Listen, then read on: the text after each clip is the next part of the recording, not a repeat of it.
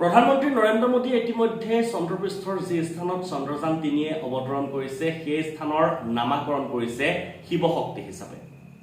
ইয়াৰলৈকে ঠিকে আছিল, কিন্তু এতিয়া চন্দ্ৰক হিন্দু ৰাষ্ট্ৰ হিচাপে, হিন্দু সনাতনী ৰাষ্ট্ৰ আৰু চন্দ্ৰপৃষ্ঠৰ যি স্থানত চন্দ্ৰযান 3 অৱতৰণ কৰিছে সেই স্থানক শিৱ শক্তি হিচাপে নামাকৰণ কৰা স্থানক ৰাজধানী শিৱ শক্তি অৰ্থাৎ সেই স্থানটোক ৰাজধানী হিচাপে ঘোষণা কৰাৰ দাবী তুলিছে এজন ব্যক্তি।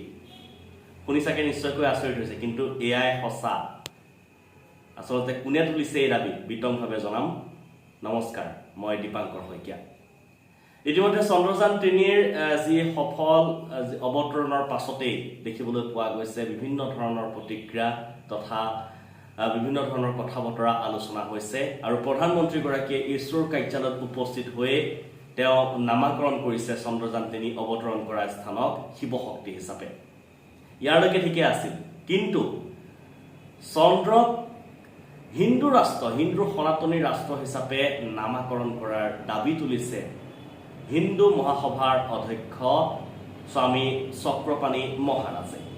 স্বামী চক্ৰপাণী মহাৰাজাৰ দাবী যাতে কোনো বেলেগে যাতে চন্দ্ৰত কোনো ধৰণৰ আধিপত্য চলাব নোৱাৰে, তাৰ আগতেই চন্দ্ৰক হিন্দু ৰাষ্ট্ৰ হিচাপে, সনাতনী ৰাষ্ট্ৰ হিচাপে নামাকৰণ কৰিব লাগে আৰু সমান্তৰালকৈ হিন্দু সনাতনী ৰাষ্ট্ৰ হিচাপে নামাকৰণ কৰাৰ লগতে হিন্দু সনাতনী ৰাষ্ট্ৰৰ ৰাজধানী হ'ব লাগে শিৱ শক্তি হিচাপে নামাকৰণ কৰা স্থান, অৰ্থাৎ চন্দ্ৰপৃষ্ঠৰ যি স্থানত চন্দ্ৰযান 3 অৱতৰণ কৰিছে সেই স্থানৰ নামাকৰণ হ'ব লাগে শিৱ শক্তি হিচাপে নামাকৰণ কৰা স্থান ৰাজধানী হিচাপে ঘোষণা কৰাৰ দাবী তুলিছে হিন্দু মহাসভাৰ অধ্যক্ষ স্বামী চক্ৰপাণী মহাৰাজে।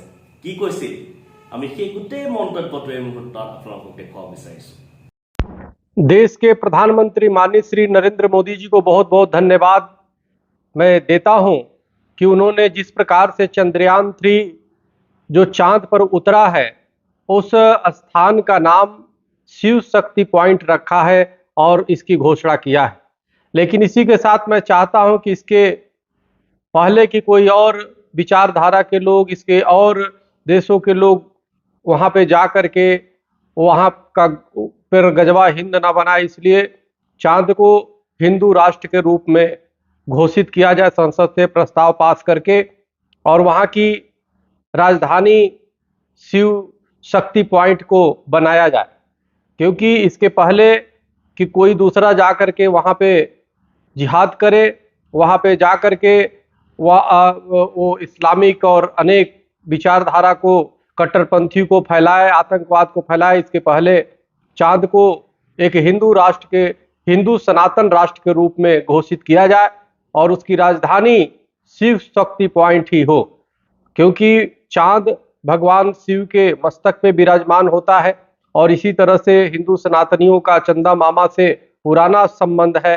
अनेक प्रकार की चांद का हमारे यहाँ शास्त्रों में जिक्र है। इसलिए मैं चाहता हूँ कि चांद की शुद्धता और पवित्रता बनी रहे और उसको जो है हिंदू सनातन राष्ट्र के रूप में घोषित किया जाए। संसद से प्रस्ताव पास करके संयुक्त राष्ट्र संघ की तरफ से चांद को एक हिंदू राष्ट्र के रूप में घोषित किया जाए, हिंदू सनातन राष्ट्र के रूप में घोषित किया जाए।